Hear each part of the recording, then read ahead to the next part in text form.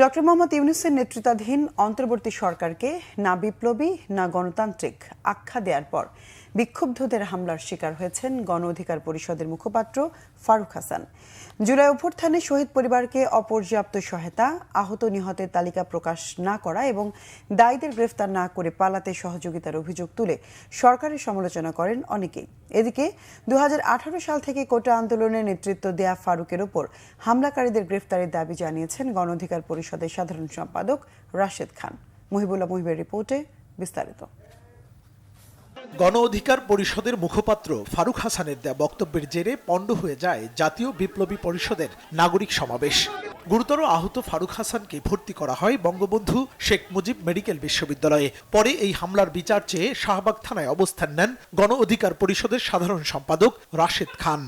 এইভাবে হামলা চালিয়েছে, পুলিশ যদি এদেরকে গ্রেপ্তার না করে তাহলে কিন্তু সংঘর্ষ বাদলের দায় কিন্তু পুলিশকে নিতে হবে। স্পষ্ট, আমরা কোনো ছাড় দিব না। রক্ত দিয়েছে হাসিনার বিরুদ্ধে লড়াই করে, এখন যদি সরকারের নব্য গজিয়ে ওঠা সংগঠন দাবি করে এইভাবে আমাদের নেতাকর্মীদেরকে হামলা করে, আমরা বিন্দু পরিমাণ ছাড় দিব না। আমরা পুলিশের কাছে এসেছি, পুলিশকে বলছি পুলিশ যদি ব্যবস্থা না নেয় তাহলে কিন্তু সেখানে সংঘর্ষ তৈরি হলে এর দায় অবশ্যই সরকারকে নিতে হবে। এর আগে ফ্যাসিবাদের বিলোপ ও নতুন সংবিধানের দাবিতে কেন্দ্রীয় শহীদ মিনারে নাগরিক সমাবেশের আয়োজন করে জাতীয় বিপ্লবী পরিষদ। এ সময় অন্তর্বর্তীকালীন সরকারের নানা সমালোচনা করেন গণ অধিকার পরিষদের মুখপাত্র ফারুক হাসান। আমরা বিপ্লবী সরকার চেয়েছিলাম, আমরা অন্তর্বর্তীকালীন সরকার চাই নাই, কিন্তু পরিকল্পিতভাবে সেই বিপ্লবী সরকার গঠন করতে দেওয়া হয় নাই। কারা করতে দেয় নাই সেটি ইতিমধ্যেই পরিষ্কার হয়ে গেছে। সেই 5ই আগস্টে খনি হাসিনা পালিয়ে যাওয়ার পরে ক্যান্টনমেন্টের বৈঠকে যে সকল রাজনৈতিক নেতারা উপস্থিত ছিলেন তারাই মূলত দায়ী এই বিপ্লবী সরকার গঠন না হওয়ার পিছনে। এই রাজনৈতিক নেতৃবৃন্দ তারা কেন বললেন না আমাদেরকে একটু সময় দেন, আমরা ভেবে দেখি, আমরা একটু আলোচনা করি? তারা বিন্দু পরিমাণ চিন্তা না করে তড়িৎ গতিতে জিও বলে মেনে নিলেন। তারপরে আর্মির গাড়িতে করে তাদের নিয়ে আসা হলো রয়ের হেডকোয়ার্টার বঙ্গভবনে।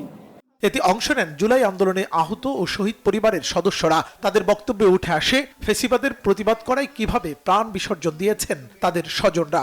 এই খুনি হাসিনার অর্ডারে আমার ছেলেরা হত্যা হয়েছে, গুলি করছে নির্মমভাবে। আমি আমার ছেলেরা কোনো হাসপাতালে দিতে পারি না। হেলিকপ্টারে আমার বাচ্চাকে মারছে, দেখেন আমি লেখা আনছি, আমার ব্যানারে আছে। এই হেলিকপ্টারের লোক র্যাব, সে কি করে ভালো পথ পায়? এখন সে ভালো একটা পথে চাকরি করতেছে। এই নির্দেশটা কে ছিল? ডিবি হারুন। জানতে চাই সেখানে 5 মাস হয়ে গেল, কোনো বিচার কার্য এখনো শুরু হলো না কেন? আওয়ামী লীগের রাজনীতি নিষিদ্ধের পাশাপাশি শেখ হাসিনাকে দেশে ফিরিয়ে এনে মৃত্যুদণ্ডের দাবি জানানো হয় সমাবেশ থেকে। মুহিবুল্লাহ মুহিব, বাংলা ভিশন, ঢাকা।